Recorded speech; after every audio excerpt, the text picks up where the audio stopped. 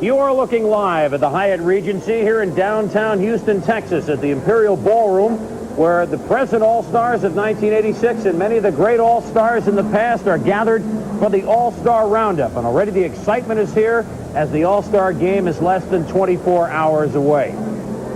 Hello, everybody. I'm Chris Berman, and this is George Grant. And welcome to our 1986 All-Star Salute.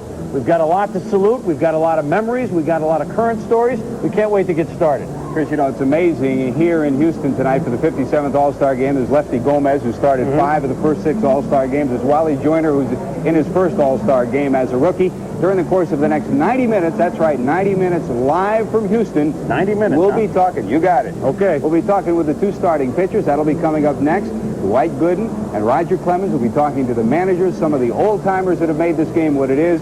It's some of the present-day All-Stars. That's all coming up. So join us and join the party in Houston. The All-Star Game is here. SPN's All-Star Salute is brought to you by McDonald's. It's a good time for the great taste of McDonald's. And by Metropolitan Life and Affiliated Company. Get Met, it pays.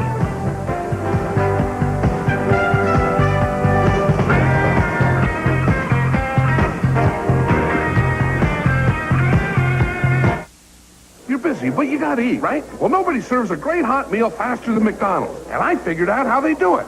Watch Marcia. She'll break down and out for a Coke. See how they clear this...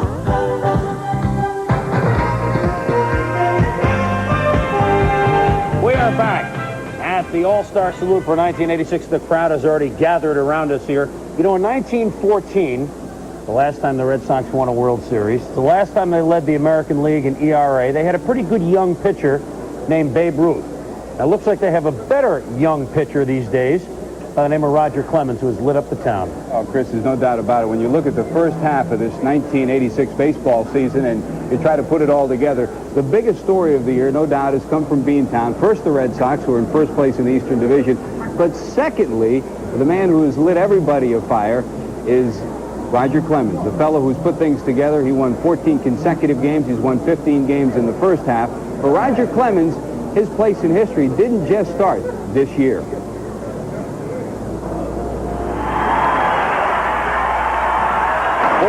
to score. Texas 1 out away from the national championship. Swings high in the air. This should be it. Texas should have the national championship. Bubbly back to make the play. It belongs to Texas. The 1983 College World Series national championship team.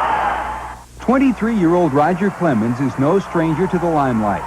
After winning 25 games in 2 years at the University of Texas, the All-American burst onto the national scene when he led the Longhorns to the World Series title in 1983, a moment that still brings a smile to his face. I tell you, the last inning, I was about squeezing the laces off the baseball trying to get the last final outs, and it was just a tremendous feeling. Jeff Herron, a catcher for the Toronto Blue Jays, came out, and I had spit on both sides of my mouth. He said I looked like Secretariat running a race. I couldn't even swallow, and we got that out, and it was a big burden lifted off my shoulders. I felt a lot of relief after winning that, and it's something I wanted to accomplish, and it all worked out. From that high point in 1983, the 3-sport high school star succumbed to the injury jinx the next 2 years as his seasons were cut short by stays on the disabled list, leaving baseball folks with questions about his durability. Well, I was down. The anxiety was going through me, and it was frustrating, the year was. But like I said, after I made my mind up that I was going to have that surgery, I just made sure I wasn't going to be behind anybody when I came to spring training this year. A lot of hard work, a lot of road work of running and exercising on my shoulders.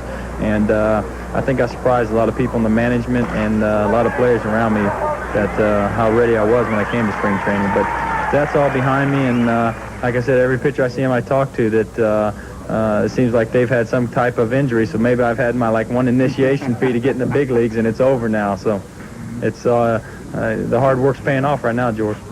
It sure has, because the man they call the Rocket has been baseball's most exciting player so far this season, especially on the night of his record 20 strikeout performance against the Seattle Mariners. And here they come up at Fenway.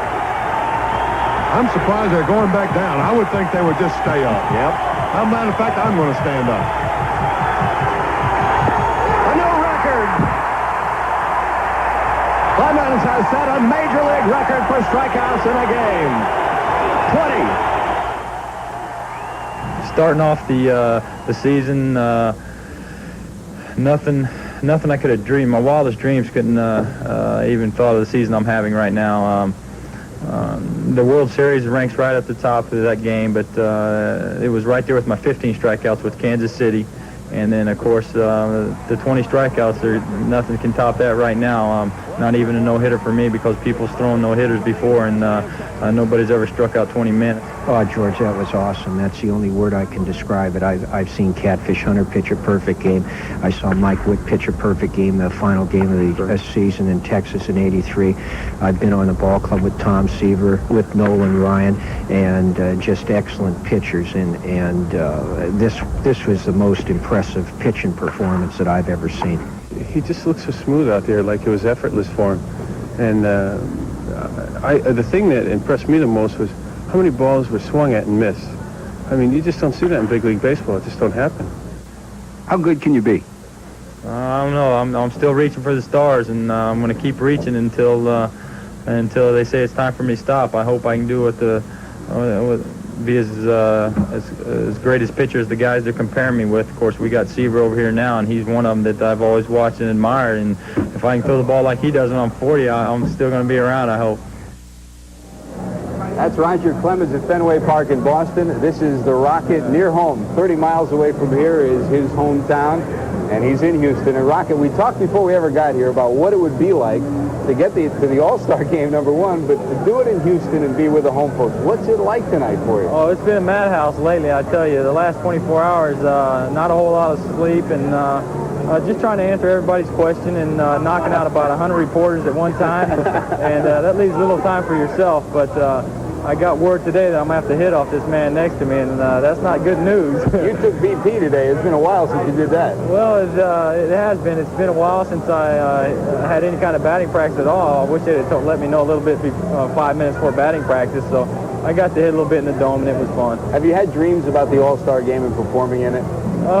Yeah, just watching the other superstars, guys I've watched for a long time, and, just getting to play with them. You walk in the clubhouse, and it looks like somebody made a major trade or something, and you got all these superstars playing with you, so it's going to be fun. Rocket, best of luck to you tomorrow. Congratulations on a great first half. Appreciate it. Thank you. That's Roger Clemens, and he mentioned the man who was sitting next to him. The man who was sitting next to him is none other than the National League starter, Dwight Gooden. Dwight, do you remember your first night before